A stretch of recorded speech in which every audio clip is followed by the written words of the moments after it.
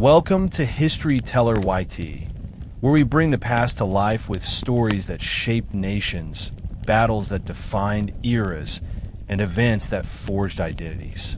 Today, we dive into one of America's most defining yet often overlooked conflicts, the War of 1812, a war fought against the British Empire, a test of resilience, courage, and ingenuity. From the burning of Washington, where the British forces marched into the heart of the nation's capital, to the heroic defense of Baltimore and the Star-Spangled Banner waving over Fort McHenry, this war was more than a battle of armies. It was a struggle to assert sovereignty, protect citizens, and prove that the young United States could stand on the global stage. We'll explore the decisive naval victories on the Great Lakes, the daring exploits of American privateers, and a legendary battle of New Orleans led by Andrew Jackson, where a diverse force of soldiers, militia, and pirates turned the tide against a powerful empire. Along the way, we'll uncover how the war reshaped politics, ended the Federalist Party, expanded territories, impacted native nations, and laid the foundation for American identity and culture. So grab a seat, because over the next 20 parts, you'll experience the War of 1812 like never before. From strategy and battles to heroes, diplomacy, and a lasting legacy that echoes in the United States even today. This is History Teller YT, and your journey into the past begins now. The War of 1812 did not erupt overnight. It was the culmination of years of simmering tensions between the young United States and Great Britain. Following the American Revolution, Britain retained a powerful military presence in North America and continued its practice of impressment, forcibly taking American sailors to serve in the Royal Navy. This action, though cloaked in the guise of wartime necessity, ignited American anger. The Chesapeake Leopard Affair in 1807, where a British ship attacked the USS Chesapeake off the coast of Virginia, inflamed public opinion and pushed the United States closer to confrontation. Economically, Britain and France were engaged in the Napoleonic Wars, and both powers imposed trade restrictions that severely impacted American merchants. The Embargo Act of 1807 and subsequent Non-Intercourse Act attempted to protect U.S. trade, but instead, they fueled domestic economic hardship. In this atmosphere of tension, calls for war echoed across Congress. Young legislators known as the War Hawks, including Henry Clay and John C. Calhoun, argued that military action against Britain was necessary to defend national honor, assert maritime rights, and potentially expand American territory into Canada.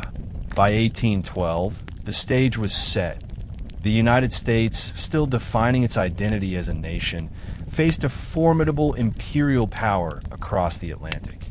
Despite the rallying cries of the War Hawks, the American population was deeply divided.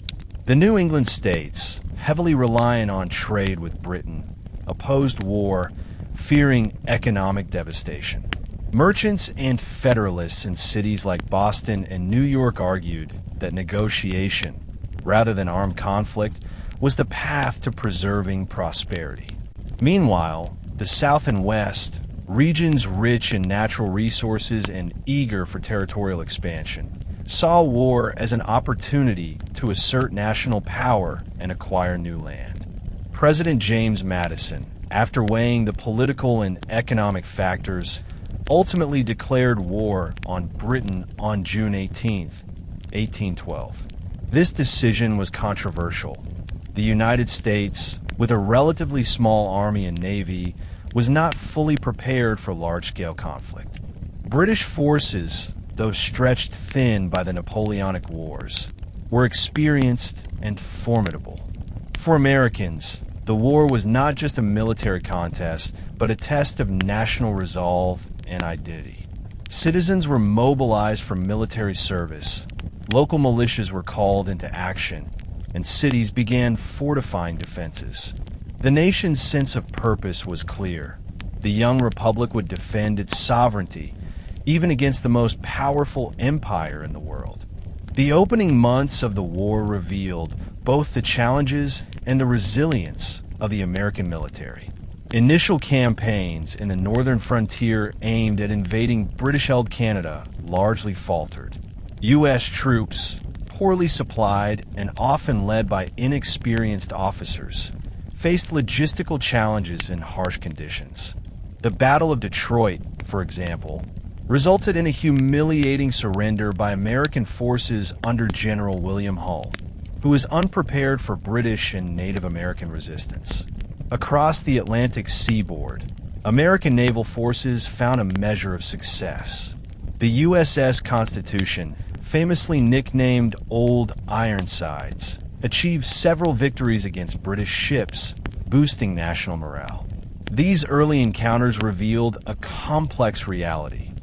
While the United States faced setbacks on land, its naval prowess and citizen determination hinted at the potential for resilience and eventual triumph.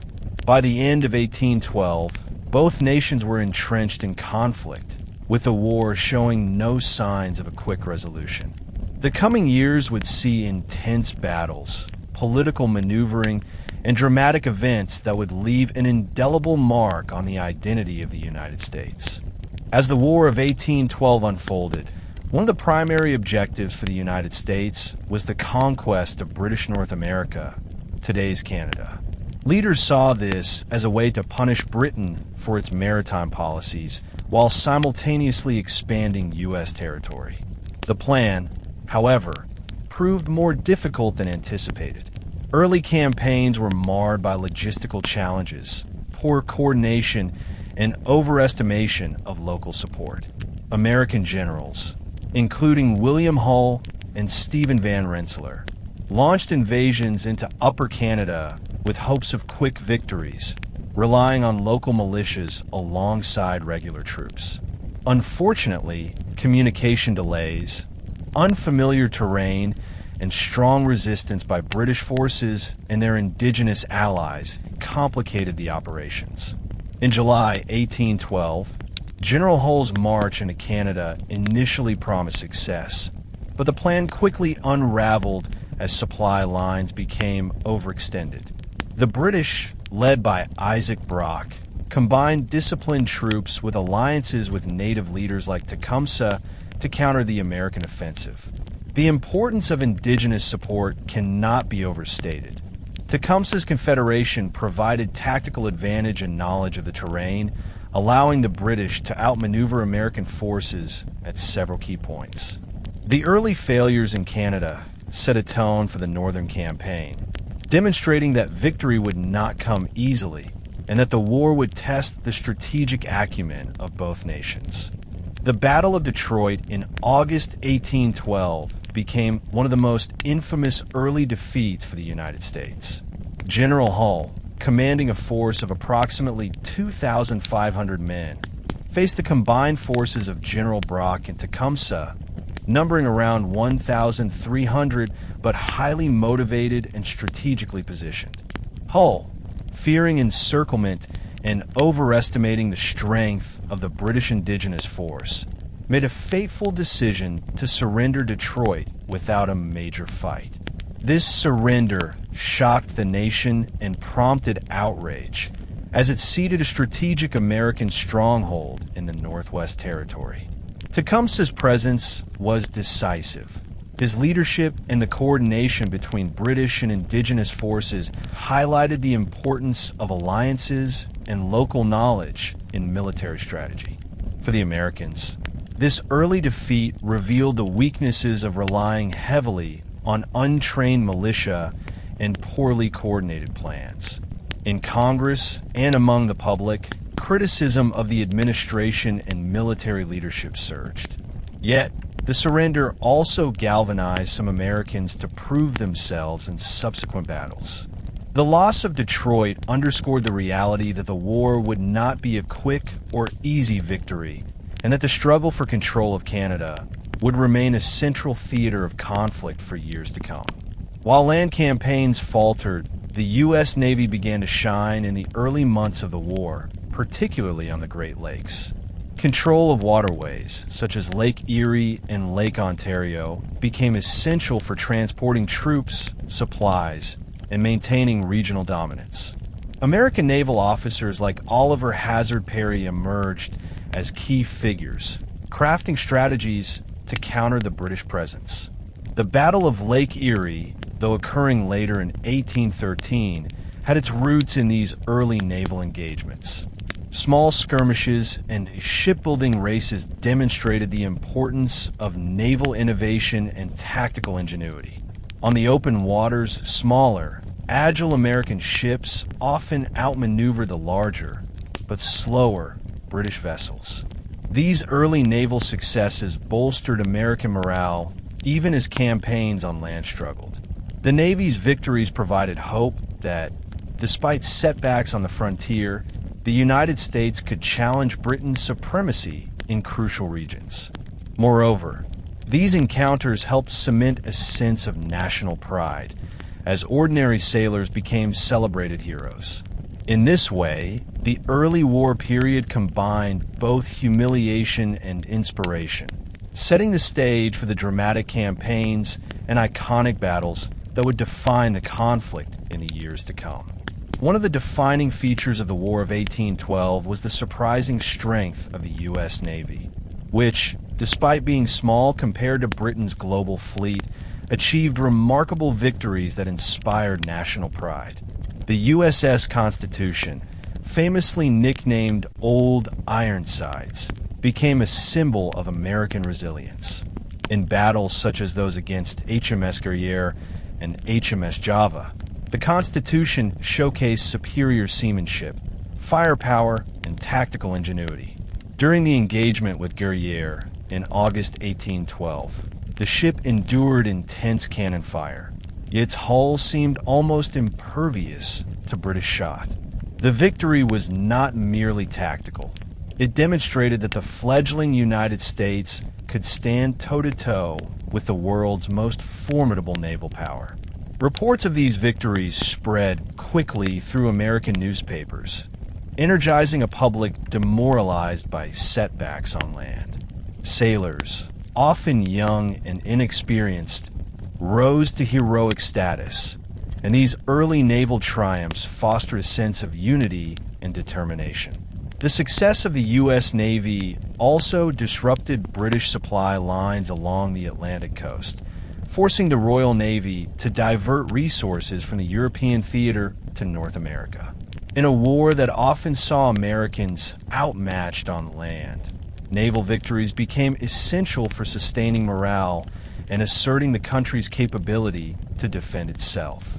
Despite naval successes, the American land forces continued to face major difficulties. Militias, called upon to supplement the regular army, often lacked proper training, discipline, and cohesion. In many cases, militia units refused to cross state lines, limiting their effectiveness in coordinated campaigns such as those aimed at capturing Canada. Leadership issues further compounded these problems, as political appointments sometimes outweighed military competence. The stark contrast between professional British troops, often well-equipped and experienced from European conflicts, and American militia highlighted the vulnerability of the young republic. Yet, local resistance and regional determination played a critical role in shaping the war.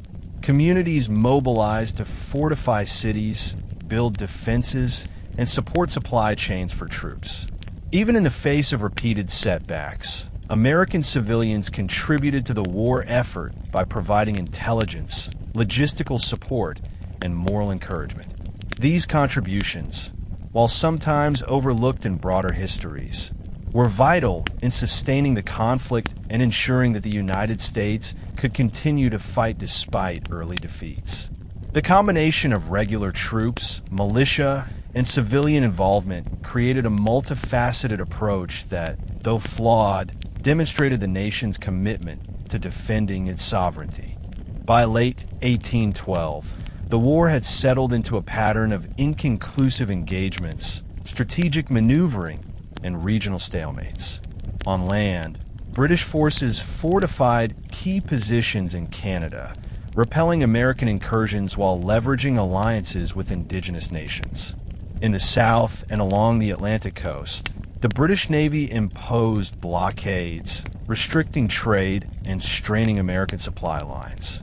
These blockades, while economically damaging, also forced American military planners to focus on defense and local skirmishes rather than large-scale invasions. Strategically, Britain's primary focus remained on defeating Napoleon in Europe, which limited the resources available for the American theater, but also meant that every victory or loss carried disproportionate weight in shaping morale. The United States, aware of these limitations, attempted to exploit opportunities for surprise attacks and localized victories, such as raiding British outposts along the Great Lakes and Lake Champlain. While progress was slow and often frustrating, these engagements helped Americans develop tactical experience and reinforced the importance of preparation, reconnaissance, and coordination. By the end of the first year of war, both nations recognized that the conflict would not be a short campaign. It was a grinding struggle that would test military skill, leadership, and the very identity of the young United States. In April 1813, British forces launched a bold offensive against York, the capital of Upper Canada, in what is today Toronto. This raid represented a significant escalation in the northern theater of the War of 1812 and demonstrated the growing reach and effectiveness of the British military. American forces, numbering approximately 1,700 and led by General Henry Dearborn and Commodore Isaac Chauncey, embarked on an amphibious assault, landing troops on the shores of Lake Ontario.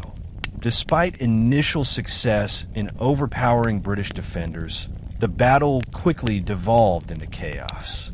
The Americans occupied York, looting supplies and weapons before retreating.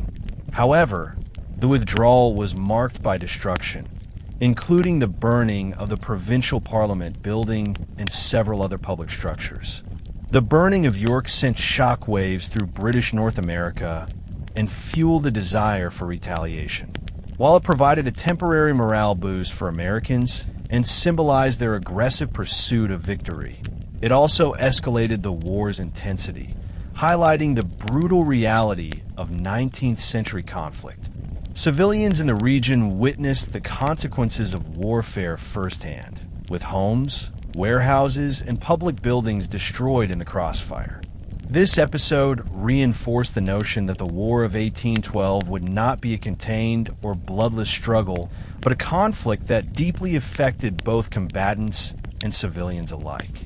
The destruction at York provoked a swift and determined response from British forces, setting the stage for a cycle of retaliation that would define much of the conflict. In 1813 and 1814, the British mounted a series of raids along the northern and Atlantic frontiers, aiming to weaken American morale and disrupt supply lines. These operations included attacks on smaller towns, naval engagements along the Great Lakes, and coordinated campaigns with indigenous allies, demonstrating the strategic depth and flexibility of the British military. The use of local knowledge, intelligence networks, and indigenous scouts allowed the British to exploit vulnerabilities in American defenses.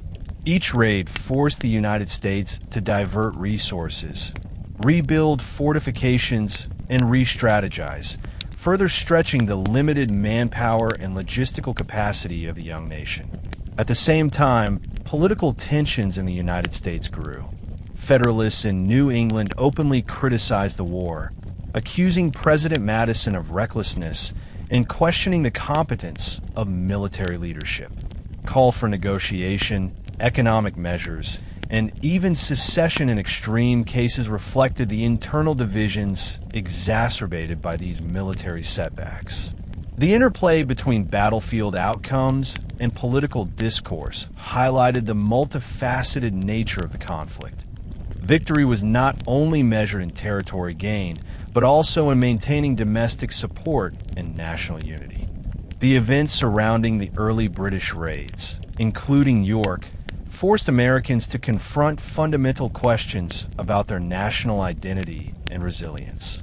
The War of 1812, sometimes called the Second War of Independence, was as much a psychological and cultural struggle as a military one. The young republic, barely 3 decades past its revolutionary victory, faced the challenge of proving that it could defend its sovereignty, uphold its honor, and survive the pressures of international conflict. Despite setbacks on land and internal political divisions, Americans drew inspiration from naval victories and the valor of soldiers and militias who endured harsh conditions and overwhelming odds. Civic organizations, local militias, and everyday citizens rallied to support the war effort through fundraising, supply drives, and volunteering, demonstrating that national identity was not solely forged on the battlefield. Cultural expressions of patriotism, including songs, pamphlets, and public speeches, helped galvanize support and frame the war as a test to the United States' moral and political legitimacy. By reflecting on both failures and triumphs, Americans began to understand that the War of 1812 would shape their sense of nationhood for generations. The conflict demanded courage, resilience, and unity, even in the face of destruction, uncertainty, and doubt. It was a crucible in which the American identity was tested, tempered, and ultimately strengthened. The War of 1812 was fought not only on land, but also across the Atlantic, where naval power played a decisive role. Britain's Royal Navy, one of the most powerful fleets in the world, imposed widespread blockades along the American coastline. These blockades aimed to restrict trade, weaken the U.S. economy, and limit the movement of troops and supplies. Ports from New England to the Chesapeake Bay were affected, as merchant ships were intercepted, goods confiscated, and commercial activity disrupted. For the United States, the blockade posed a significant challenge, as the young nation heavily relied on maritime trade. At the same time, the U.S. Navy, though comparatively small, sought to counter British dominance through strategic engagements and daring ship-to-ship battles. American naval officers understood that success on the seas would not only disrupt British plans, but also inspire confidence and morale on the home front. Ships like the USS Constitution, USS United States, and USS President became symbols of national pride, demonstrating that, despite being outnumbered, the Americans could challenge the might of the Royal Navy. Early engagements saw the Americans capturing or defeating British ships in dramatic encounters, which were widely celebrated in newspapers and public discourse. The Atlantic theater, therefore, was not merely a backdrop to the war. It was a central battleground where strategic brilliance, innovation, and courage defined the nation's fight for survival. In addition to formal naval battles, the United States relied heavily on privateering as a tool of economic warfare. Privateers, privately owned ships authorized by the government to attack enemy commerce, became a thorn in the side of British trade. Capturing merchant vessels, seizing cargo, and disrupting supply lines allowed the Americans to compensate for the disparity in naval strength. Thousands of sailors and entrepreneurs joined privateering efforts, motivated by profit, patriotism, or both. These privateers operated with speed, agility, and tactical cunning, often outmaneuvering British warships and inflicting significant economic damage. Cities like Baltimore, New York, and New Orleans became hubs of privateering activity, where shipbuilders, merchants, and investors collaborated to support the war effort. The most famous example was the Baltimore Clipper, a fast, heavily armed ship that could outrun larger British vessels while striking decisively. Privateering not only contributed materially to the war, but also bolstered morale at home. Letters and reports of captured British prizes circulated widely, reinforcing the narrative that Americans, even when outnumbered and outgunned, could assert themselves on the high seas. This form of asymmetric warfare proved to be a vital component of the U.S. strategy, demonstrating that ingenuity, courage, and determination could compensate for numerical inferiority. The naval confrontations of the War of 1812 culminated in key turning points that would shape the conflict's trajectory. Among the most decisive was the Battle of Lake Erie in September 1813, led by Commodore Oliver Hazard Perry. Although this engagement occurred in the Northern Theater, its implications were far-reaching. Perry's fleet, though hastily assembled, faced a well-armed British squadron intent on maintaining control of the lake and protecting Canadian supply lines. The battle was intense and closely fought, with Perry famously declaring, "We have met the enemy, and they are ours," after securing a critical victory. Control of Lake Erie allowed the United States to cut British supply lines, reclaim Detroit, and launch offensives into Canadian territory with greater confidence. Beyond Lake Erie, naval engagements along the Atlantic and Gulf coasts continued to challenge British operations, proving that the United States could not be ignored despite its smaller fleet. These victories reinforced national pride, demonstrated the strategic importance of naval power, and provided a counterbalance to the setbacks experienced on land. The ability to project force on water not only shaped military campaigns, but also solidified a sense of identity and resilience, showing that the United States could defend itself both at home and abroad against one of the world's greatest powers. One of the most influential figures during the War of 1812 was Tecumseh, the Shawnee leader who sought to unite indigenous nations into a confederacy capable of resisting American expansion into the Northwest Territory. Tecumseh's vision extended beyond mere regional defense. He aimed to create a coalition strong enough to preserve indigenous lands and culture in the face of growing U.S. pressure. His leadership and diplomatic skill enabled him to bring together tribes including the Shawnee, Delaware, Potawatomi, and Miami, forging a multi-tribal alliance unprecedented in the region. Tecumseh's alliance aligned closely with the British, who recognized that indigenous support could provide critical advantages in defending Canada and repelling American invasions.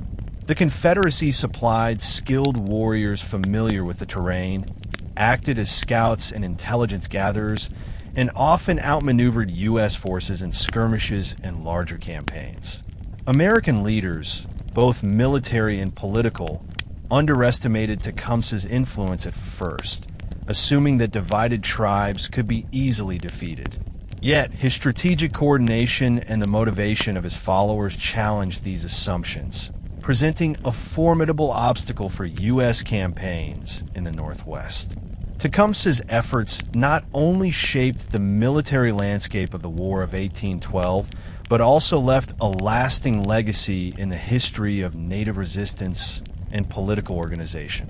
The Northwest Territory became one of the most contested regions during the War of 1812, with American forces attempting to push into British-held Canada while facing fierce resistance from both British troops and indigenous warriors. Battles such as those at Brownstown, Fort Detroit, and the River Raisin highlighted the difficulties of campaigning in this region. In many instances, American forces, poorly supplied and inexperienced in frontier warfare, suffered devastating losses. The Battle of the River Raisin in January 1813, for example, resulted in the death and capture of hundreds of American soldiers, leaving deep scars on national memory. These defeats exposed flaws in military planning, coordination, and intelligence, forcing the United States to adapt tactics and leadership. The presence of Tecumseh's Confederacy amplified these challenges. His warriors conducted strategic raids, ambushes, and reconnaissance, often striking with precision before retreating to safety. While the U.S. military eventually reclaimed some territory, the struggle demonstrated that victory required more than brute force. It demanded understanding the terrain, securing supply lines, and anticipating both conventional and unconventional tactics. The Northwest campaigns revealed the complexity of the War of 1812 and the critical role of native alliances in shaping the outcomes of battles across the frontier. The influence of Tecumseh and the Native Confederacy extended beyond immediate battlefield successes, affecting broader strategic decisions on both sides of the conflict. For the British, Indigenous support allowed the defense of Canada with fewer troops, reducing the strain on forces that were also engaged in the European Napoleonic Wars. The ability of Indigenous warriors to slow or halt American advances meant that the United States faced prolonged campaigns, diverting resources and testing domestic patience. For Americans, these campaigns underscored the importance of diplomacy, reconnaissance, and forging alliances of their own, including efforts to secure support from local populations sympathetic to their cause. The Native Confederacy's role also shaped the political discourse in the United States, as leaders debated how to counter indigenous resistance while maintaining legitimacy and moral authority. Tecumseh's death at the Battle of the Thames in October 1813 marked a turning point, weakening indigenous resistance in the region, but his legacy endured. The collaboration between British forces and Native allies had demonstrated the strategic value of such partnerships, influencing military planning, territorial defense, and the outcome of subsequent battles. Ultimately, the Northwest campaigns highlighted that the War of 1812 was not merely a contest between nations. It was a complex struggle involving multiple actors, each with their own stakes, strategies, and visions for the future of North America. By 1814, the War of 1812 had entered a critical phase. With Napoleon's defeat in Europe, Britain was able to divert more troops to North America, significantly altering the balance of power. The Chesapeake Bay region became a central focus of British strategy, as its proximity to the nation's capital made it a prime target. British commanders recognized that a strike at Washington, D.C. would deliver both a tactical and psychological blow, undermining American morale and demonstrating British military supremacy.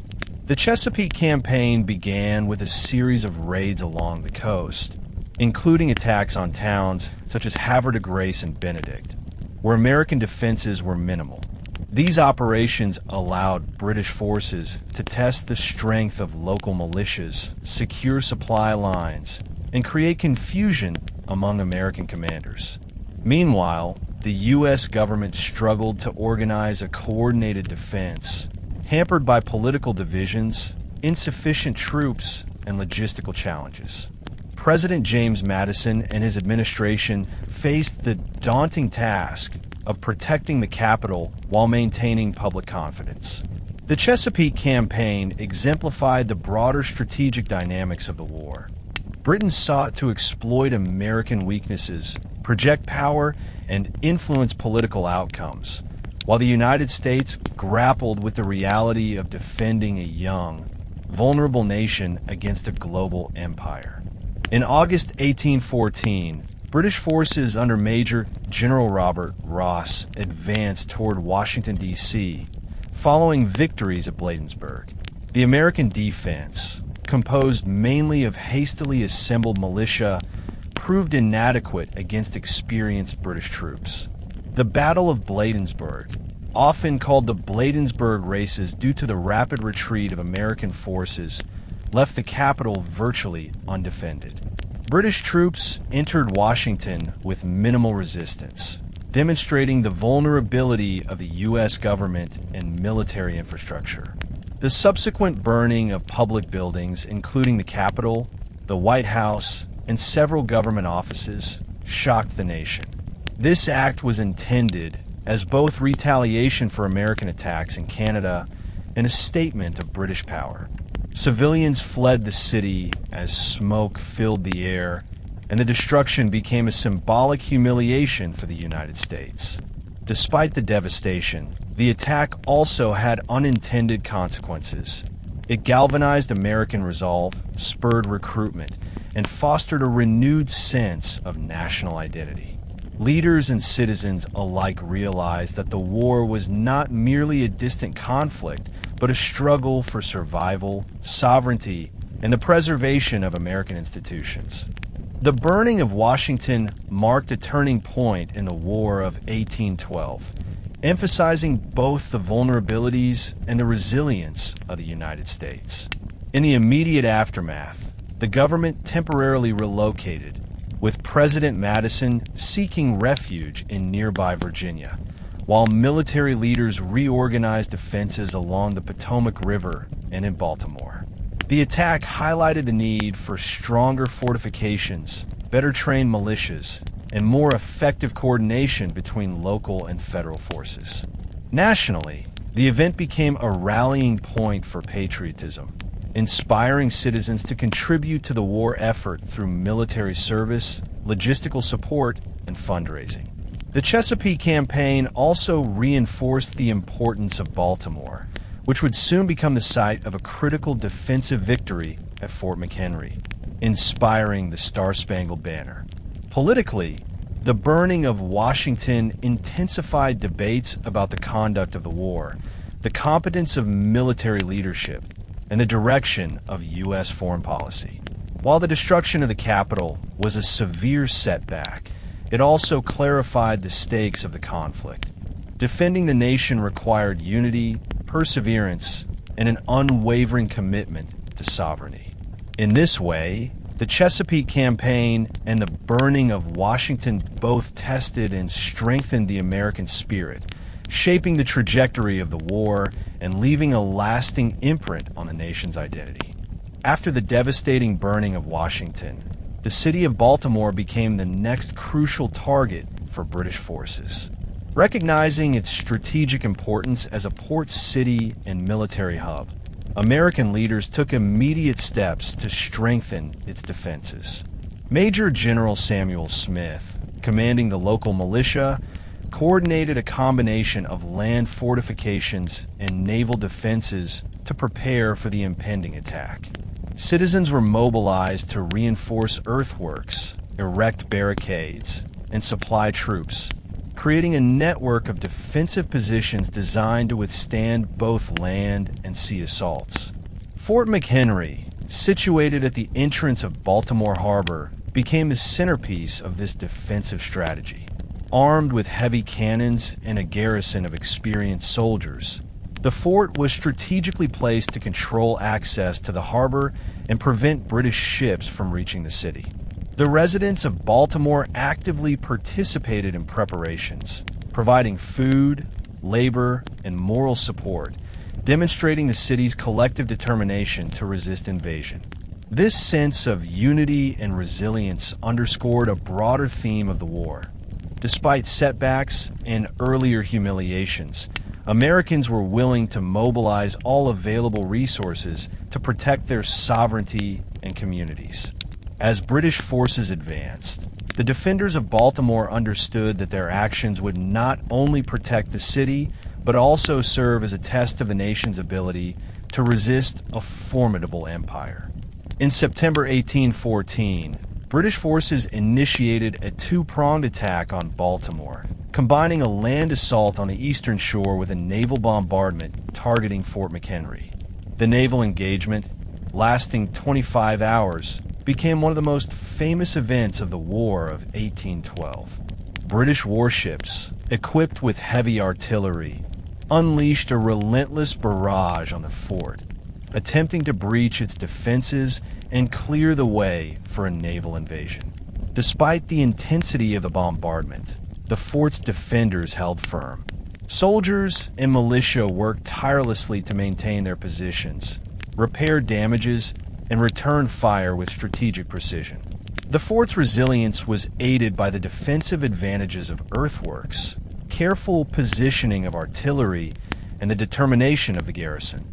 Throughout the night, The defenders withstood wave after wave of attacks, maintaining morale and refusing to surrender. Observers on shore and aboard the defending ships witnessed the steadfastness of the soldiers, understanding that the outcome of this battle would influence not only the control of Baltimore, but also the broader perception of American strength. The British ultimately failed to breach the fort's defenses, forcing a retreat and marking a significant turning point in the Chesapeake campaign. The successful defense of Fort McHenry had profound cultural and symbolic significance for the United States.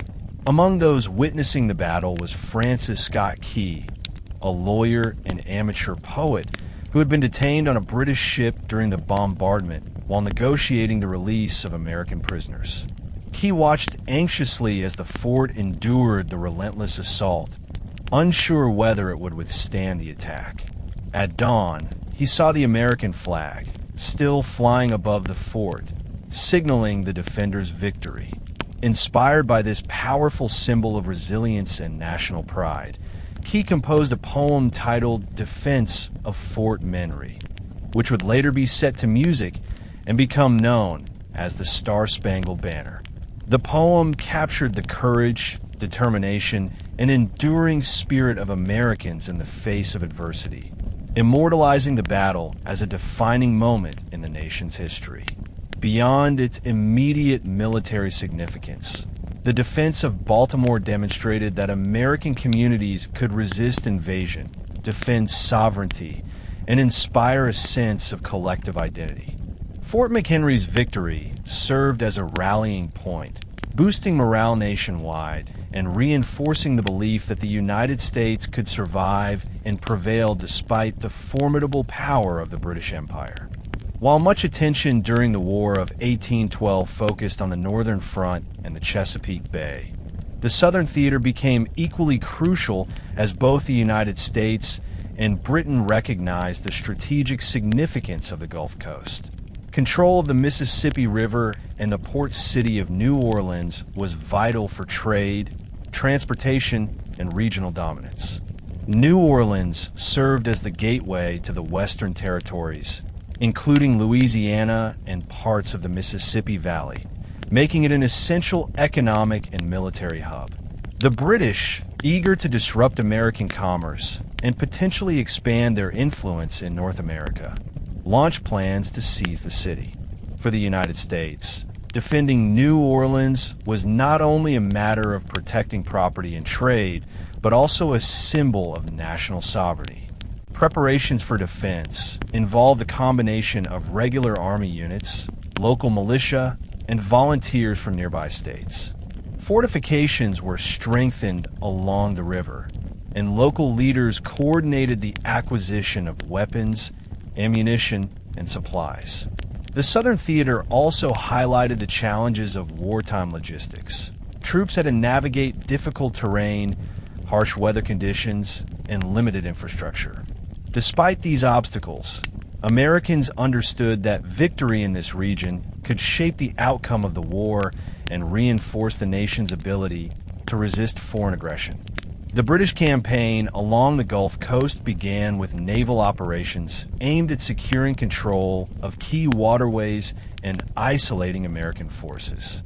Skirmishes occurred near Mobile, Pensacola, and other strategic points as both sides tested each other's strength and resolve.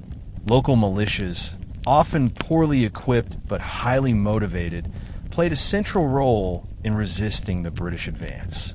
One notable early engagement involved the defense of Fort Bowyer at Mobile Bay, where American forces successfully repelled British attacks, demonstrating that well-coordinated resistance could thwart the experienced enemy. These smaller battles served as critical learning experiences for both sides, shaping tactics, improving coordination, and revealing the importance of knowledge of local geography. British commanders, despite their global military experience, faced challenges adapting to the conditions of the Gulf Coast, where rivers, swamps, and dense forests complicated movement and supply lines. American forces leveraged these natural defenses, constructing earthworks and utilizing sharpshooters to slow and disrupt British operations. This period in the Southern Theater illustrated the interplay of strategy, terrain, and human resolve, laying the groundwork for the decisive confrontation that would soon define the Gulf Coast campaign. By late 1814, British forces concentrated their efforts on New Orleans, preparing for a full-scale invasion. The city's defenders, commanded by Major General Andrew Jackson, undertook extensive preparations to fortify positions along the Mississippi River and the surrounding countryside. Jackson, known for his aggressive leadership and determination, combined regular troops, militia, native allies, free African Americans, and even pirates to assemble a diverse and resilient defensive force. Earthworks, artillery placements, and strategic use of natural barriers created a formidable defensive network. Communication and intelligence efforts were intensified, with scouts monitoring British movements and local communities contributing vital information. The approaching British Army, confident in their experience and discipline, underestimated the resolve and ingenuity of the American defenders. Both sides understood that control of New Orleans would have far-reaching implications for the war, trade, and national pride. The stage was set for one of the most famous battles in American history, a confrontation that would test strategy, courage, and the determination of a young nation under siege. The road to New Orleans encapsulated the challenges and complexities of the Southern Theater, highlighting how geography, leadership, and collective effort could influence the course of the War of 1812. In late 1814, the British, determined to capture New Orleans, began assembling a formidable force in the Gulf region.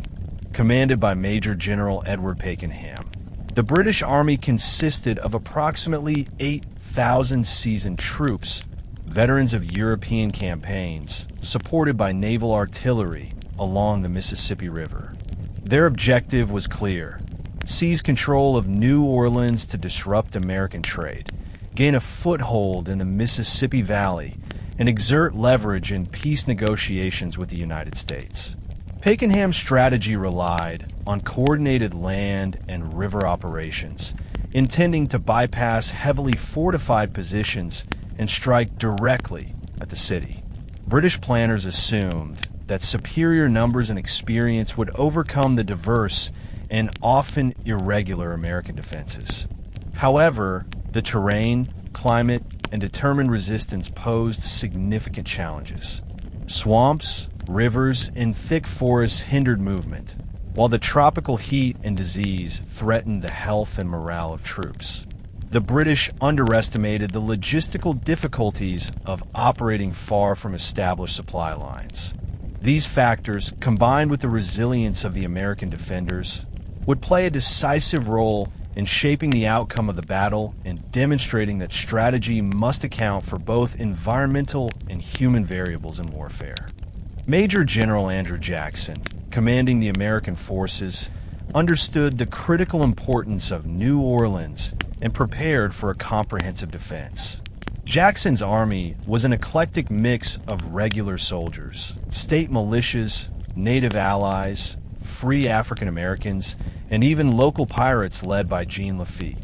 Jackson quickly recognized that conventional European-style formations would be vulnerable in the difficult terrain, so he focused on creating fortified positions, including earthen ramparts and strategically placed artillery batteries along key approaches. The defenders dug trenches and fortified Redoubt No. 2, which would later become pivotal during the main assault. Jackson's leadership style was authoritarian but effective, inspiring discipline and resilience among a diverse force. Scouts patrolled the surrounding swamps, providing intelligence on British movements and ensuring that the defenders were prepared for multiple points of attack. The combination of natural barriers, well-constructed fortifications, and strategic deployment of troops created a formidable defensive network that would challenge even the best trained British soldiers. Jackson's preparations demonstrated his understanding of both the strengths of his forces and the weaknesses of the enemy, ensuring that the American defenders could maximize their tactical advantage despite being outnumbered and outgunned. In the days leading up to the battle, tension in and around New Orleans reached a peak. British forces gathered on the west bank of the Mississippi, testing American positions and scouting for weaknesses. Jackson's troops, though disciplined, were acutely aware of the stakes. Failure would not only mean the loss of New Orleans, but also a significant blow to American morale and strategic positioning in the war.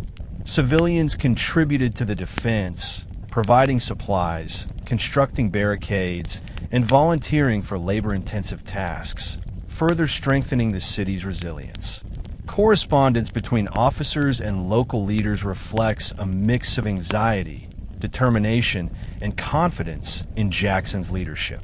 On both sides, soldiers braced for the coming confrontation, aware that this battle could be decisive despite the war already dragging on for more than 2 years.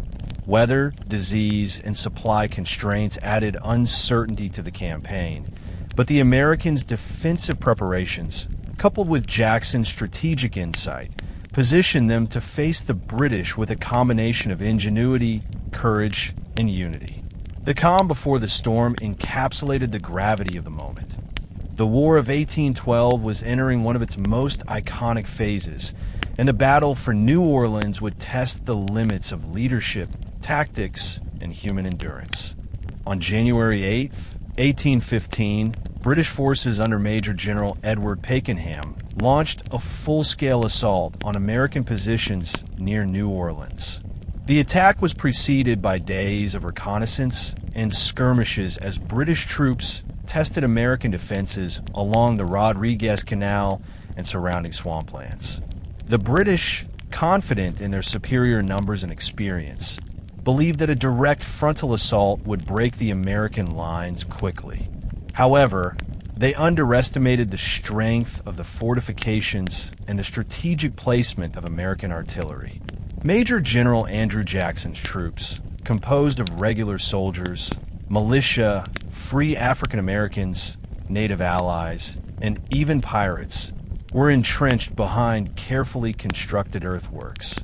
The defensive network allowed American forces to deliver devastating volleys of musket and artillery fire, inflicting heavy casualties on the advancing British. Despite facing intense bombardment and harsh weather, the defenders remained disciplined, repelling multiple waves of attack. British troops, unfamiliar with the swampy terrain and constrained by rigid formations, struggled to maintain cohesion. The initial assault highlighted the critical importance of terrain, preparation, and ingenuity in warfare, demonstrating that even a smaller, less experienced force could defeat a professional army when strategically positioned. Andrew Jackson's leadership during the Battle of New Orleans proved decisive in securing American victory. Understanding the limitations of his forces and the strengths of the terrain, he employed a combination of defensive fortifications and targeted counterattacks to maximize impact. Artillery batteries were positioned to cover the primary avenues of British approach, while sharpshooters targeted officers and artillery crews, disrupting command and reducing the effectiveness of British fire. Jackson's use of diverse troops, regular army, militia, native warriors, and pirates, ensured flexibility and resilience. When British forces attempted to flank the American positions, Jackson personally directed reinforcements, coordinated artillery fire, and maintained morale among troops under extreme pressure.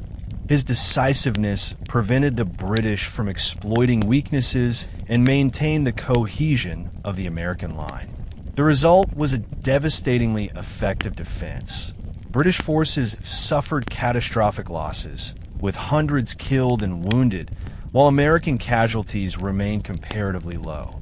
Jackson's ability to blend strategy, terrain, and human resources demonstrated exceptional military acumen and showcased how preparation and leadership could overcome numerical inferiority. The victory at New Orleans became a defining moment of the War of 1812, symbolizing American determination, ingenuity, and the capability to defend national sovereignty against a formidable enemy. The Battle of New Orleans had far-reaching consequences, both militarily and symbolically. Although the battle occurred after the Treaty of Ghent had been signed in December 1814, news of the treaty had not yet reached the forces in Louisiana, making the confrontation one of the final major engagements of the war. The overwhelming American victory bolstered national pride and established Andrew Jackson as a national hero. It demonstrated that the United States could defend its territory against a powerful empire, despite earlier setbacks, such as the burning of Washington and failed invasions of Canada. The triumph also had significant political implications, strengthening domestic support for the Madison administration and fostering a sense of unity across regional and social divides. In the aftermath, celebrations erupted in cities across the country, while newspapers hailed the defenders of New Orleans for their courage and resilience. Strategically, the battle ensured American control of the Mississippi River and secured access to trade and western expansion. Beyond immediate military outcomes, the Battle of New Orleans became a lasting symbol of American determination, ingenuity, and patriotism, a victory that resonated far beyond the battlefield and contributed to shaping the identity and confidence of a young nation for generations to come. By the summer of 1814, both the United States and Britain recognized that the ongoing conflict was draining resources, disrupting trade, and failing to achieve decisive results. With Napoleon defeated in Europe, Britain could now commit greater attention to North America, but the war had become increasingly unpopular domestically. Economic pressures, combined with heavy casualties on both sides, created incentives for peace. Negotiations commenced in the Belgian city of Ghent in August 1814, involving American commissioners including John Quincy Adams, Henry Clay, and Albert Gallatin. The discussions were complex, focusing on territorial disputes, trade rights, and the status of native nations allied with Britain. Both sides faced constraints. Britain sought to protect Canada and maintain honor after years of fighting, while the United States aimed to assert sovereignty, prevent further British encroachment, and secure a favorable outcome without ceding territory. Communication was slow, and negotiations were influenced by military developments, including the burning of Washington and the defense of Baltimore. The Ghent talks were conducted with careful diplomacy, balancing national pride, strategic interests, and the need for lasting peace. Over time, both sides recognized that a compromise, rather than continued warfare, was in the best interest of all parties involved. The Treaty of Ghent, signed on December 24, 1814, effectively ended the War of 1812. Its provisions reflected a compromise. The treaty restored pre-war boundaries, meaning no territorial gains for either side, and established commissions to resolve future boundary disputes, particularly between the United States and British North America, Canada. While the treaty did not address issues such as impressment or trade restrictions, key catalysts for the war, it succeeded in halting hostilities and reaffirming sovereignty on both sides. Importantly, the treaty acknowledged the rights of native nations indirectly, promising commissions to discuss their territories and concerns, though in practice, native allies of the British saw limited protections. The treaty also facilitated the release of prisoners of war and restored captured property, contributing to the normalization of diplomatic and economic relations. Despite its seemingly modest terms, the Treaty of Ghent was widely regarded as a success because it ended a costly and inconclusive conflict. It preserved national honor, allowed both nations to recover economically, and prevented further bloodshed. In many ways, the treaty represented a diplomatic triumph. It achieved peace without either side appearing to have suffered humiliating defeat, setting the stage for improved relations in the years to come. The signing of the Treaty of Ghent marked the conclusion of the War of 1812, but its effects resonated far beyond the battlefield. In the United States, the end of the war sparked celebrations and a surge of national pride.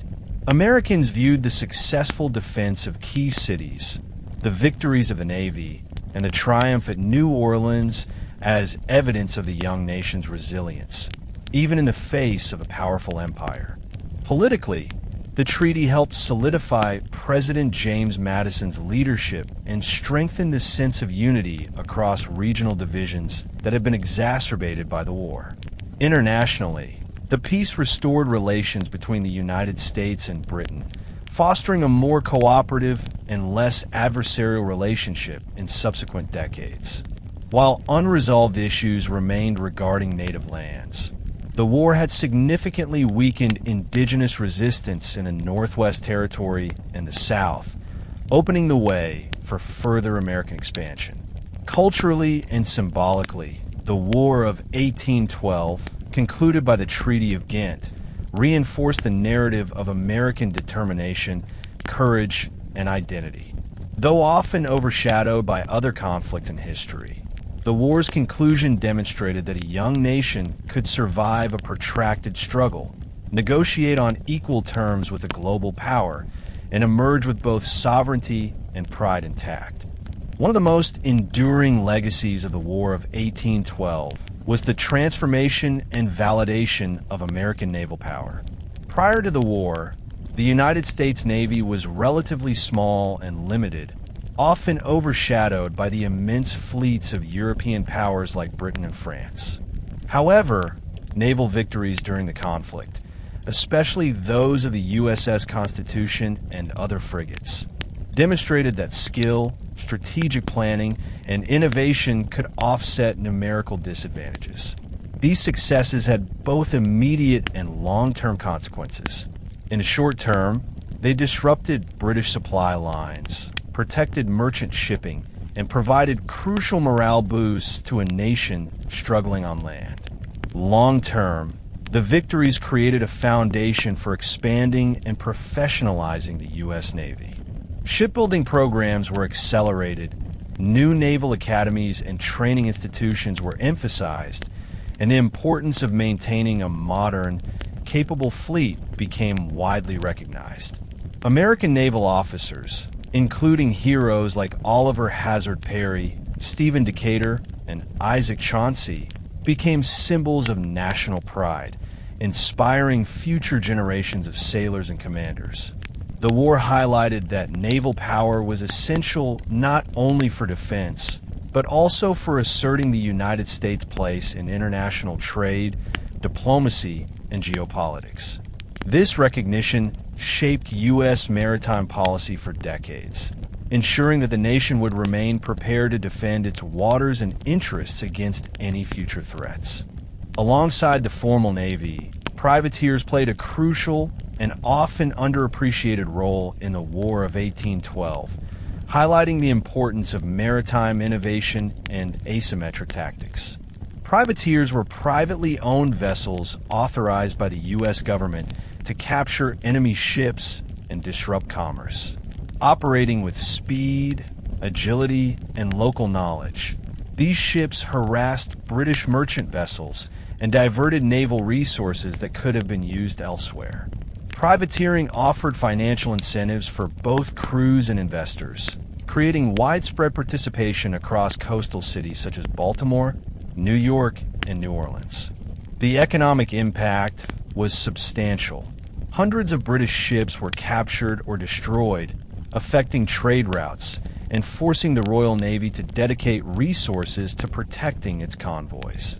Beyond material effects, privateers also contributed to morale, offering vivid tales of daring exploits and entrepreneurial courage. These private efforts reinforced the principle that naval warfare extended beyond formal fleets, incorporating civilian initiative and decentralized strategy.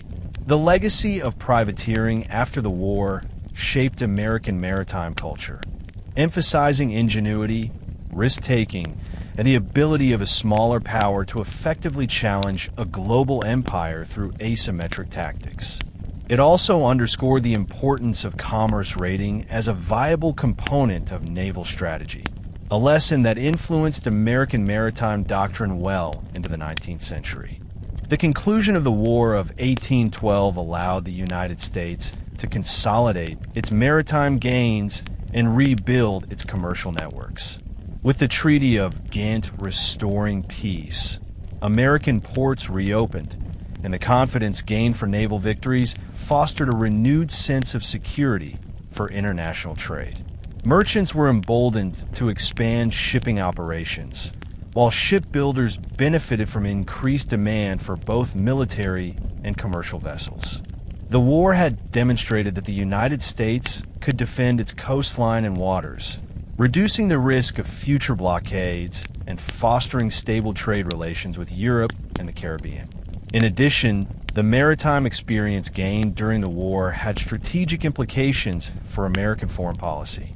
The U.S. could negotiate from a position of strength, knowing that it possessed a capable navy and a populace familiar with seafaring and privateering operations. Culturally, the accomplishments of the Navy and privateers contributed to a growing national identity tied to resilience, ingenuity, and pride in the nation's maritime heritage. The emphasis on naval readiness and commercial expansion laid the groundwork for the United States to become an increasingly influential maritime power throughout the 19th century, with the War of 1812 serving as a formative moment in that development. The War of 1812 was deeply divisive within the United States, exposing significant political fault lines. The Federalist Party, dominant in New England, opposed the war almost from the outset. Federalists argued that the conflict was unnecessary, costly, and driven by Democratic-Republican ambitions to expand territory at the expense of trade and diplomacy. Merchants and ship owners in New England were particularly aggrieved, as British blockades and American trade disruptions had devastated commercial activity along the Atlantic coast. Political leaders in these regions saw the war as a threat to their economic stability and regional influence, criticizing President James Madison and Congress for mismanagement. Many Federalists openly questioned the patriotism and competence of the administration, arguing that the United States lacked the military capability to confront Britain successfully. These internal divisions manifested in both public debate and legislative actions, with some state governments refusing to fully support national war measures. While the war's defenders stressed the necessity of defending sovereignty and national honor, the Federalist opposition highlighted the tension between regional economic interests and national strategy, revealing that wartime unity was fragile and contested.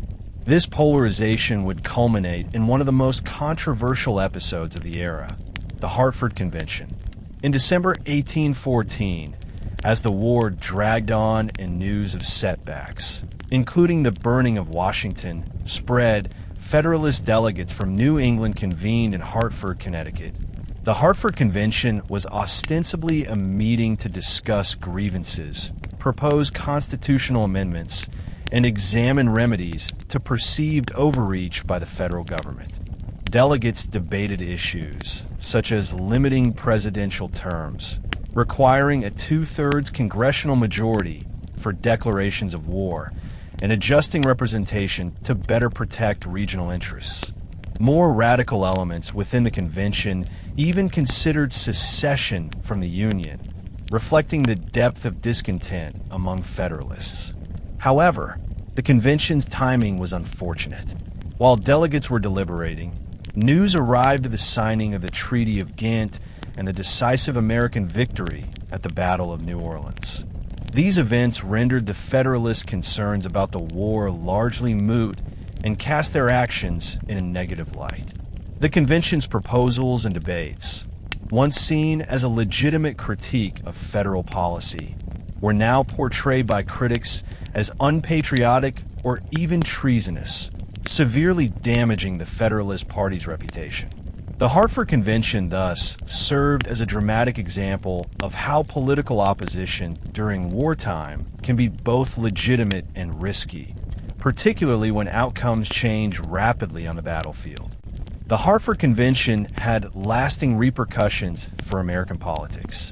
The Federalist Party, already weakened by internal divisions and regional isolation, never recovered its national influence.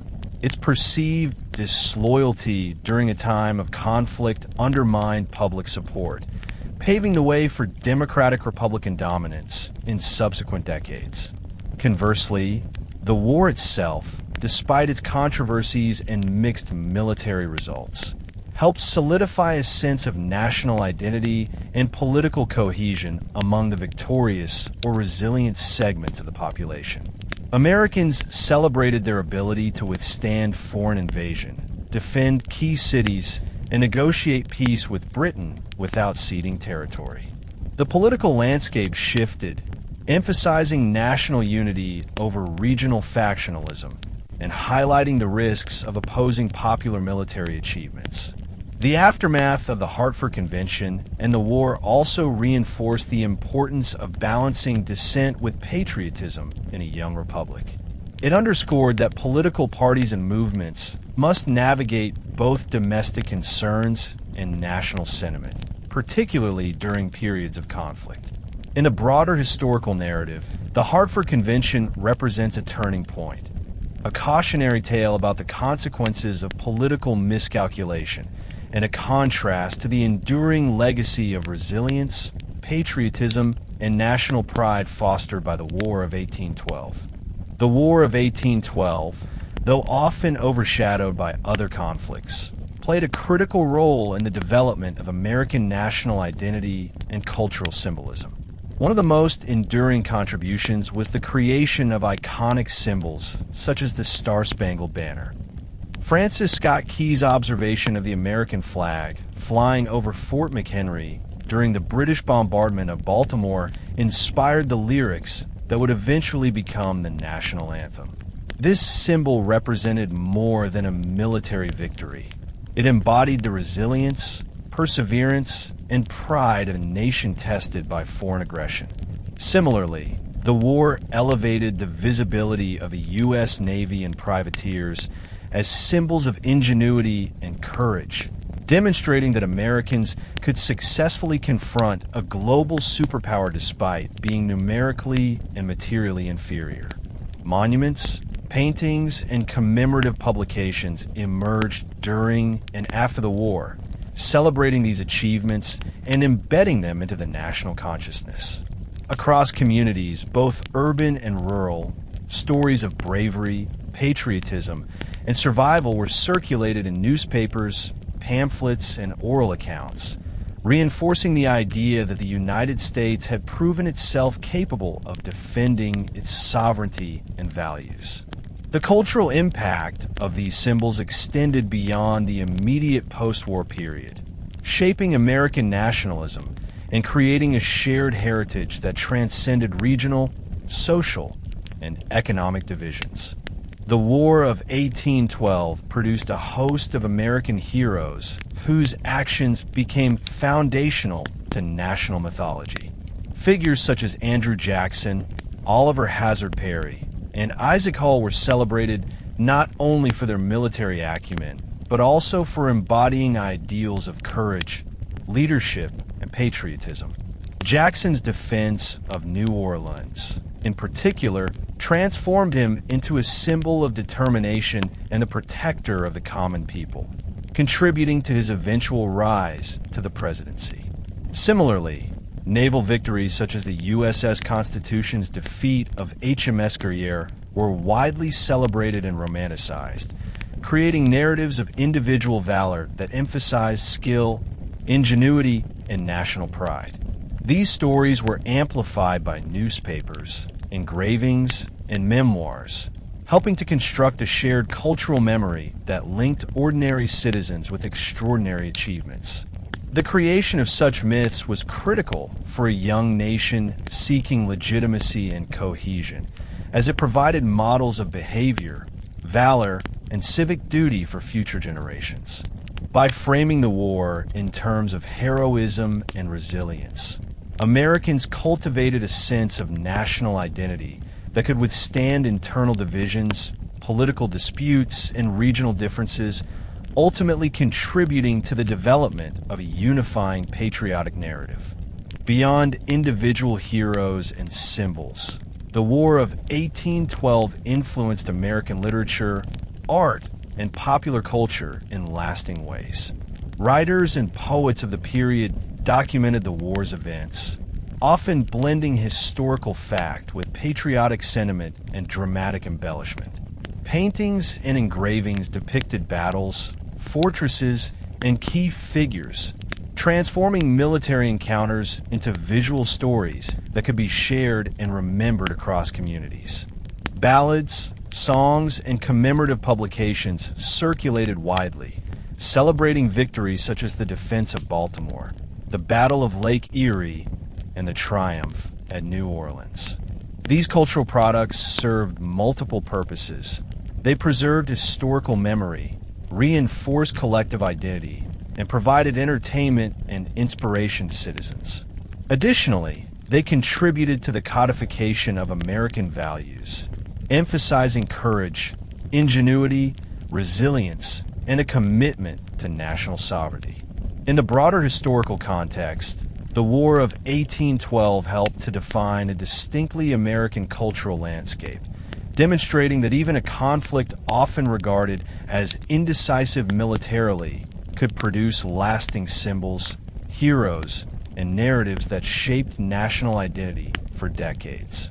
The war's influence on literature, art, and popular culture reinforced the idea that shared experiences of struggle and triumph were central to the American story, laying the foundation for the nation's evolving sense of self. The War of 1812 imposed severe economic hardships on the United States, affecting both domestic commerce and international trade. British naval blockades and restrictions disrupted the flow of goods, leaving American merchants, shipbuilders, and farmers struggling to sustain their businesses. Coastal cities, particularly in New England, experienced significant losses as exports plummeted, fishing operations were curtailed, and shipping insurance rates skyrocketed.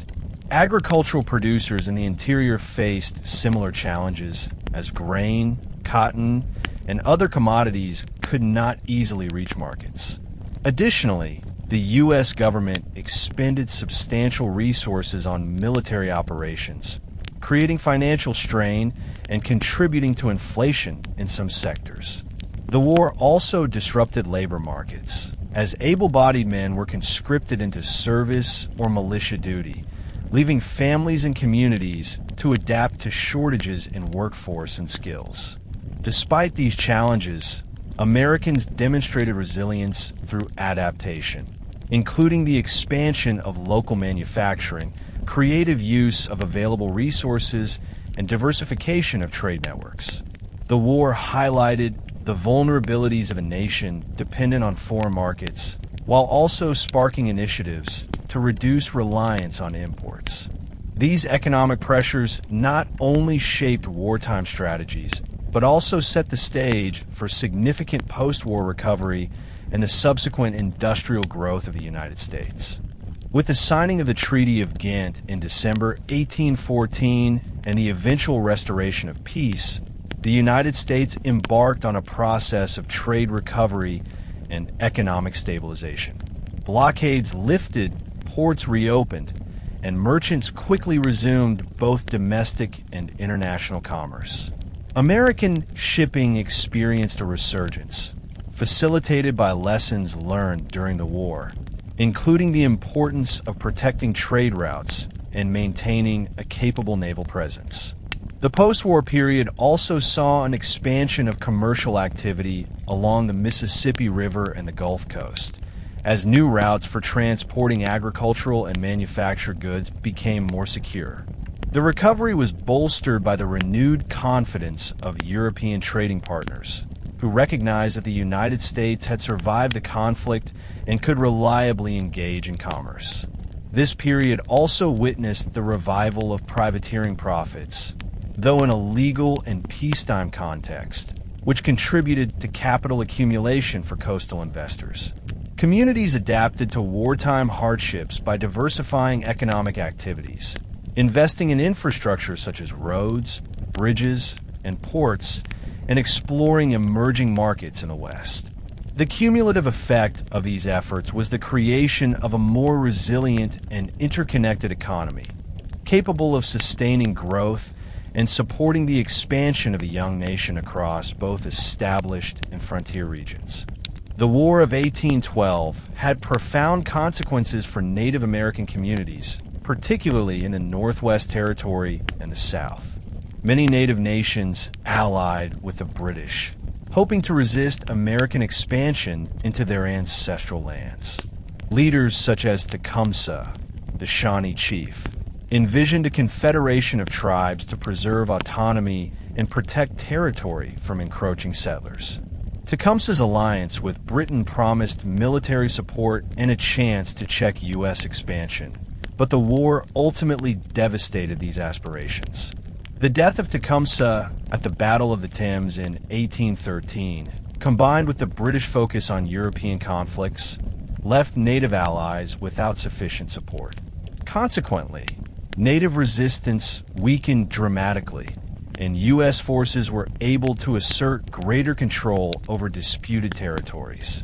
The war's conclusion saw the signing of various treaties, often coerced or negotiated under duress, through which Native nations ceded vast tracts of land to the United States. These losses facilitated the expansion of American settlements westward and opened the door for agricultural development, trade, and transportation projects. For Native communities, the War of 1812 marked a turning point. The failure to secure lasting alliances with the British and the inability to resist U.S. expansion reshaped the political and territorial landscape of the continent, leaving a legacy of displacement, loss, and adaptation that would influence Native American relations for decades. Following the war, the United States accelerated its westward expansion, consolidating control over territories previously contested by Native nations and European powers. The Old Northwest, comprising present-day Ohio, Indiana, Illinois, Michigan, and Wisconsin, became increasingly accessible to settlers due to military victories and diminished Native resistance. New infrastructure, including roads and forts, facilitated migration and trade, while the federal government encouraged settlement through land grants and policies aimed at establishing security and governance in these regions. In the South, the Gulf Coast, particularly areas surrounding Mobile and New Orleans, solidified under American control, providing crucial access to ports, rivers, and trade routes. The Louisiana Territory, purchased in 1803, became an even more valuable asset, as its integration in a national commerce and governance strengthened the United States' economic and strategic position. The post-war expansion created opportunities for agriculture, especially cotton cultivation, which would later transform the South economically and socially. These territorial gains were not without conflict. Settlers' encroachment on native lands, combined with lingering tensions and sporadic resistance, necessitated continued military presence and negotiation. Nevertheless, the War of 1812 enabled the United States to secure and expand its territory, establishing a foundation for future growth, statehood, and the emergence of a continental identity. The territorial outcomes of the War of 1812 also influenced national policy and the conceptualization of the American frontier. Military victories and treaties secured by the United States reinforced the principle of manifest destiny in its early form, emphasizing the belief that expansion across the continent was both inevitable and justified. Government policies increasingly focused on managing new territories, establishing legal frameworks, and promoting settlement through land distribution programs. Forts and military outposts, initially used to control native resistance, became centers for law enforcement, trade, and infrastructure development, facilitating the integration of frontier regions into the national economy and political system. These policies also reinforced the federal government's role in coordinating expansion, managing relations with native nations, and balancing regional interests, particularly in the face of competing claims from European powers. Culturally, the frontier became a symbol of opportunity, resilience, and American ingenuity, inspiring migration narratives, settlement stories, and the mythology of exploration. In sum, the War of 1812 not only reshaped territorial boundaries, but also defined the strategic, political, and cultural contours of the American West, setting the stage for continued growth, internal development, and the nation's westward trajectory in the 19th century. The War of 1812 provided critical insights into the strengths and weaknesses of the United States military. The conflict exposed deficiencies in training, organization, and logistical coordination, particularly in the early campaigns against Canada and in defending the Chesapeake Bay. Militia forces, while numerous, often lacked discipline and consistency compared to regular Army units, leading to uneven performance in battle. Conversely, the war highlighted the importance of skilled leadership, strategic ingenuity, and morale in achieving military success. Victories such as the defense of Fort McHenry, the Battle of Lake Erie, and the triumph at New Orleans demonstrated that well-prepared, motivated forces could overcome numerical or technological disadvantages. These outcomes encouraged American military leaders to analyze tactics, fortification design, and operational planning for future conflicts. The experiences of the war emphasized the need for a professional standing army supported by an effective reserve system and well-coordinated militia. Additionally, the conflict highlighted the strategic value of controlling waterways, understanding terrain, and integrating intelligence and reconnaissance into operational planning. Lessons learned from a War of 1812 would later influence U.S. military strategy, training practices, and doctrine, shaping the development of an armed force capable of defending national sovereignty and interests. Following the war, the United States undertook significant reforms to strengthen its military capabilities. The federal government invested in building permanent fortifications along key coastal and frontier areas, improving the nation's defensive posture against potential foreign threats.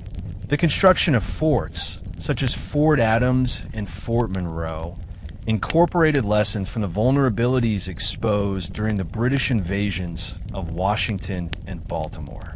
The Army was reorganized with an emphasis on professional training, officer education, and standardized tactics. A small standing army was maintained alongside state militias, allowing for rapid mobilization without overburdening the national budget. The Navy, already strengthened during the war, continued to expand in size, modernity, and operational capability, ensuring protection for American commerce and sovereignty. Additionally, military academies and training programs emphasized leadership, engineering, and naval warfare, creating a professional officer corps prepared for both defense and expeditionary operations. These reforms not only enhanced immediate security, but also laid the foundation for long-term strategic readiness, allowing the United States to transition from a vulnerable frontier nation to a more robust military power capable of responding to regional and international challenges. The War of 1812 provided enduring strategic insights that shaped American military doctrine in the decades that followed. The conflict underscored the necessity of understanding the interconnectedness of land, naval, and logistical operations. Coordination between branches, while imperfect during the war, became a key focus for post-war reforms, emphasizing joint operations and integrated planning. The war also demonstrated the value of exploiting geography, fortifications, and local knowledge to maximize combat effectiveness, especially for a nation with limited resources. The successful use of defensive networks, sharpshooters, and irregular tactics during battles like New Orleans highlighted the advantages of adaptive strategies over rigid conventional doctrines. Furthermore, the experience fostered a culture of strategic innovation, encouraging officers to develop creative solutions to logistical, operational, and tactical challenges. These insights contributed to the modernization of U.S. armed forces, the establishment of enduring military traditions, and the cultivation of a professional ethos centered on readiness, flexibility, and resilience. Ultimately, the War of 1812 taught the United States that strategic preparation, combined with innovative leadership and national determination, could safeguard sovereignty and project influence, lessons that resonated through future conflicts and military planning in the 19th century. The conclusion of the War of 1812 and the signing of the Treaty of Ghent marked a turning point in U.S.-British relations, transforming a previously contentious relationship into a foundation for long-term cooperation. Although the treaty primarily restored pre-war boundaries and did not address issues like impressment or maritime rights, it succeeded in halting hostilities and creating a climate conducive to diplomacy and trade. Both nations recognized that continued conflict was economically and politically unsustainable, particularly in a post-Napoleonic Europe where Britain's attention shifted toward continental reconstruction. In the years following the war, diplomatic channels reopened. Treaties were negotiated to clarify boundaries and trade agreements, and joint commissions were established to manage lingering disputes, especially concerning the U.S.-Canada border. The normalization of relations facilitated increased commercial exchange, the movement of people, and cooperative efforts in navigation and law enforcement along shared waterways. Politically, the war's end allowed both governments to shift focus from military confrontation to economic recovery and international engagement. The experience of conflict and negotiation underscored the importance of diplomacy backed by credible military capabilities, shaping U.S. foreign policy in ways that emphasize negotiation from positions of strength while avoiding unnecessary escalation. The War of 1812, despite mixed military outcomes, elevated the international standing of the United States, successfully defending key cities, asserting sovereignty, and repelling British forces, one of the most powerful militaries of the time, signaled to the world that the United States was no longer a fragile post-colonial nation, but a resilient and capable actor on the global stage.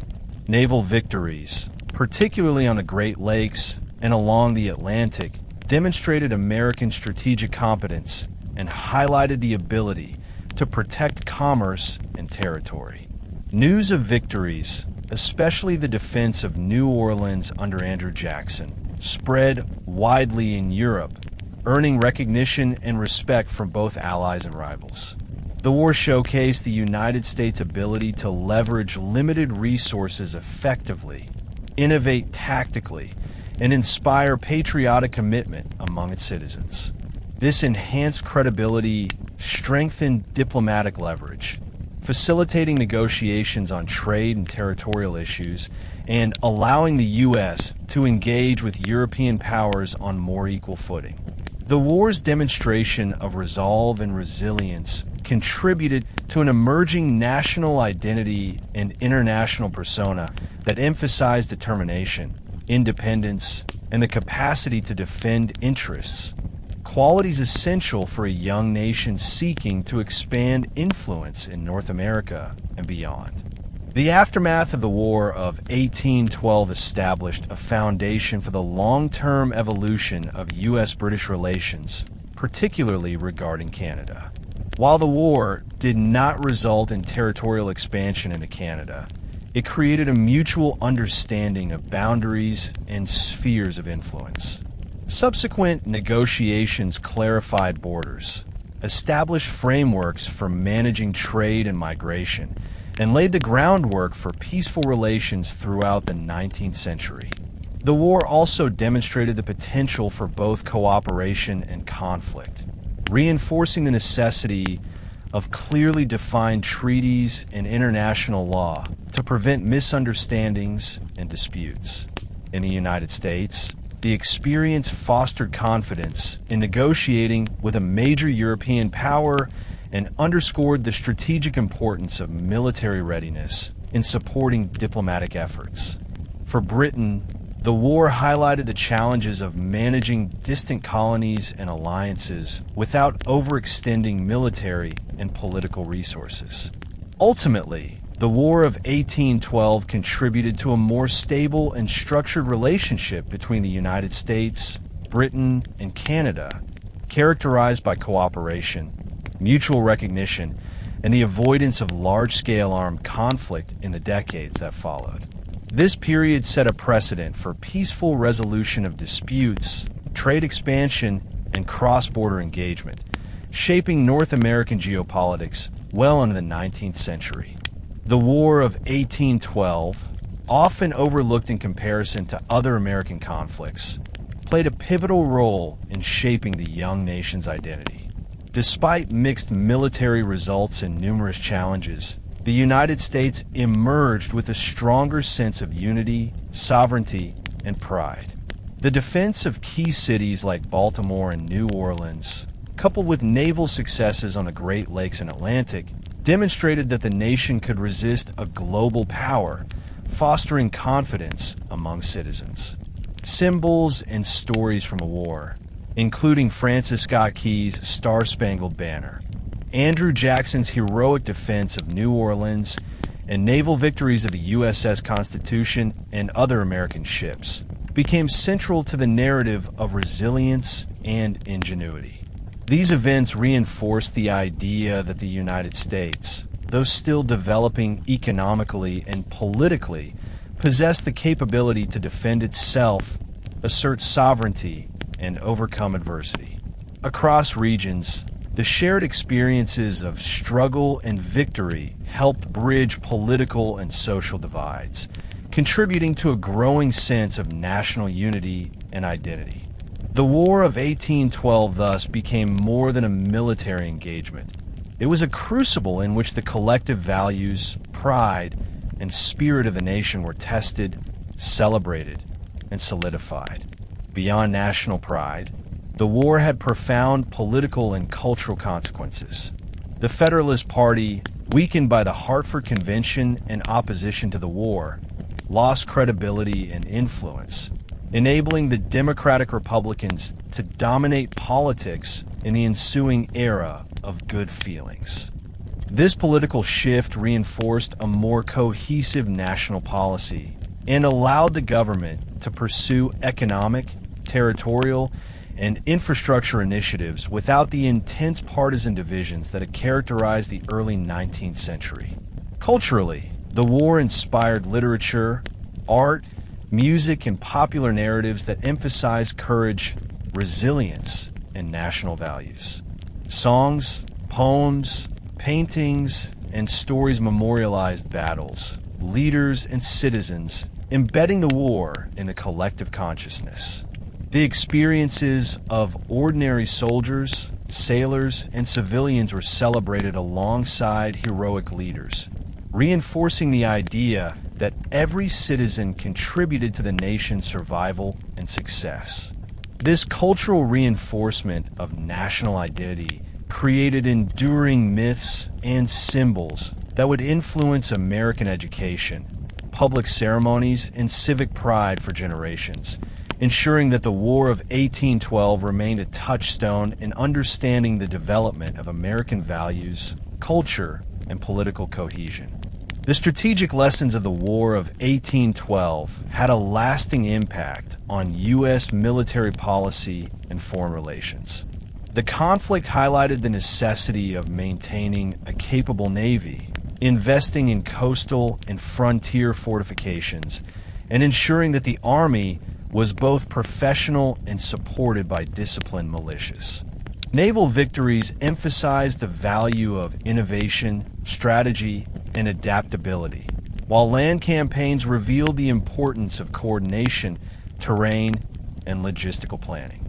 Internationally, the war positioned the United States as a sovereign nation capable of defending its territory and negotiating on equal terms with a major global power. The resolution of the war through the Treaty of Ghent reinforced the principle that diplomacy backed by credible military strength could secure national interests without territorial losses. In the broader historical context, the War of 1812 reinforced themes of resilience, national pride, and independence, providing a framework for American identity that would resonate through subsequent conflicts and periods of expansion. Although sometimes called the Forgotten War, its legacy endures in the symbols, heroes, and lessons that continue to define the United States' understanding of itself as a nation capable of withstanding adversity, asserting sovereignty, and growing stronger in the face of challenges.